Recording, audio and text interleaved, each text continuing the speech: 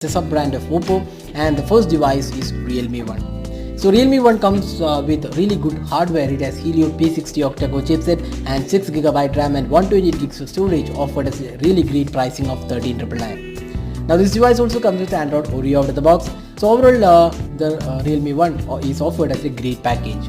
Now let's see how good the cameras are on this device, because sub 15K price segment we have seen a lot of good camera smartphones, including the Redmi Note 5 Pro, the Honor 7X, Honor 9 Lite, all are really good camera smartphones. So how does the Oppo Realme 1 fare in this price segment?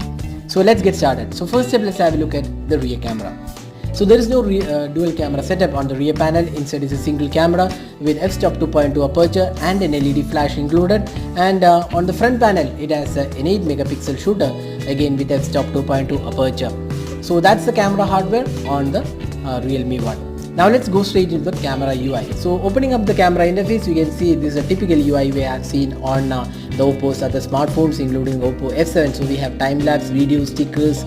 So this device comes with AI mode included. So AI processor is the Helio P60, so it can actually detect the scenes and change the photo quality based on the scenes. So that's AI mode included on this device. There is also stickers included, so you can try with lot of stickers options. So quite good if you want to take some fun pictures. And this also comes with a video recording, and you also see there is a super vivid mode on, so it will get you vivid photos. And this is the bokeh mode, the depth of field mode. Place the subject within 2 meters, you can get some really good bokehs.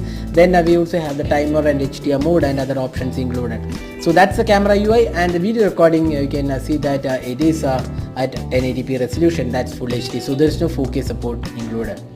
So that's the camera UI. Now let's go straight into the camera samples taken with this device. So first step, let's have a look at the daylight captures taken. These are the daylight captures taken with the Realme 1, and you can see that the color quality looks kind of okay.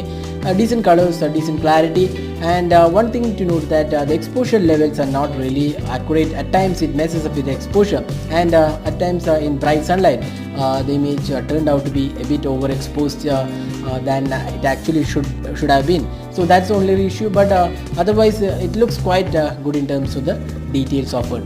But also one thing to note that when you zoom in the pictures, you can see that the edges looked a bit blurry and the sharpness levels were not as good as some of the competitive devices. But for a most part, this produces some decent results overall. So that's the daylight captures taken with the Realme 1. Now looking at the close-up images, again close-up images came out quite well. Then the color quality is also pretty good. If you feel that the colors are not really vibrant, you can turn on the super vivid mode, and it produces a better color reproduction, or rather it produces slightly saturated images with the super vivid mode on. So overall the daylight captures looked quite okay for the most part. Now we have to consider that this phone also starts at the price range of 9K. 899 is the base variant pricing. For that pricing, this definitely looks quite a decent shooter. Now looking at the low light captures.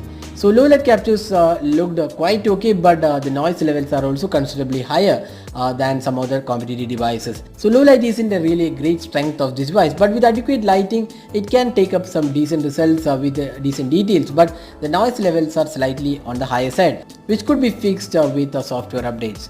So that's the low light captures taken with the Realme 1.